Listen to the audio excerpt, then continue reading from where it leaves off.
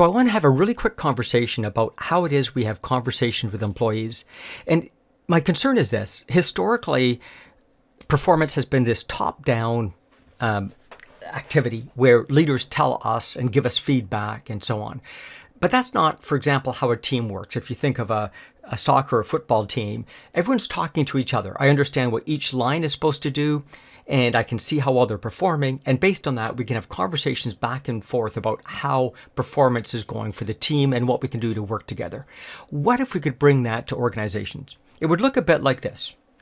And I'm going to use the terminology that John Doerr uses in Measure What Matters, CFRs, and so forth. So the concept is a bit like this. Imagine that we've got a timeline, right? A quarter. And during the quarter, at the beginning of the quarter, of course, what we do is we set the annual plans and then we break that down to what are quarterly objectives. Now, across the period, I have monthly meetings and I have weekly meetings and maybe even daily meetings. Now, how this conversation works is imagine this. Imagine at any point in time, you could have a check-in with your upline, your leader, your boss. And these have no formal agenda, no formal questions. Now, you could set them out as guidelines if you wanted to. But what we're interested in is just more frequent, less formal performance conversations, just to build teamwork, break down the barriers. Ask questions like, how are you feeling about your job? Maybe what are your priorities for the next chunk of time, and I can guide you towards making sure they're correct. What are the blockers so I can do what I can do to support you? And what other supports do you need? So imagine those are frequent but informal. You bump into someone in the hallway, at the water cooler, at the coffee shop, and so on.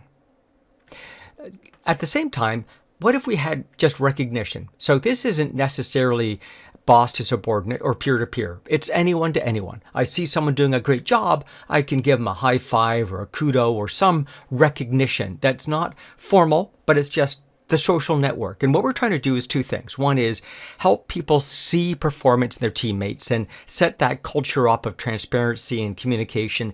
Also that of positive, recognition for great work done. But also provide a broader database than you might have as a leader, seeing how your subordinates are performing. Then a weekly or bi-weekly formal conversation. So in that, maybe you've got prescribed questions. Maybe it's a prescribed cadence. And so maybe it's once every 2 weeks. Unless you've got performance issues, then you make it once a week or something like that. So it's scheduled, but there's no rating.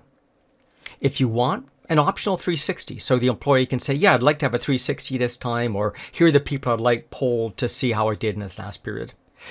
And we find these are often used in this modern world where people are working on 3 or 4 different projects that my upline is not aware of. So at the end of a large project, we can do the same biweekly conversation as a retrospective. Again, there's set questions.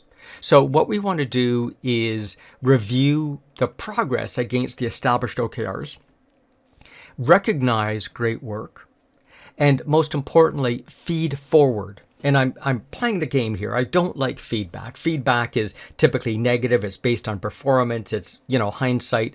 What we want to do is based on the observed performance, what would you tell your future self? What would I feed forward? Because that's way more positive and way more useful to an employee to know what I should be focusing on or changing my behavior towards in the future, as opposed to feedback. And then, of course, we've got that quarter end review. Now, again, that's probably prescribed questions, maybe more robust than that biweekly.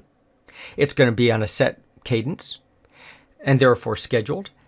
In this case, I do recommend there's rating, because if I wait till the end of the year, I can't remember what happened in the first quarter or the second quarter. So it's an interim rating.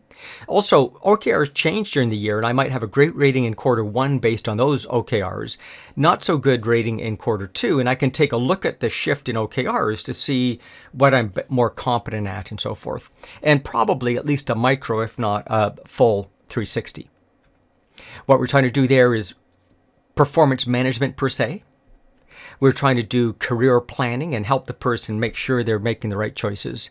And then refine OKRs, because in fact, this is part of that quarterly refresh period.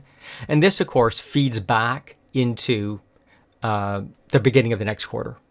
So there's an idea of how the structure works with the various meetings and how to make performance more social. I hope this has been useful to you. We'd love to share more of our ideas with you. There are probably about 300 YouTube videos that we've recorded that you can find on our YouTube page. We also write a continuous series of blogs about OKR and related topics. Or feel free just to give us a phone call or email me. Happy to have a conversation about any of these topics. Talk to you soon.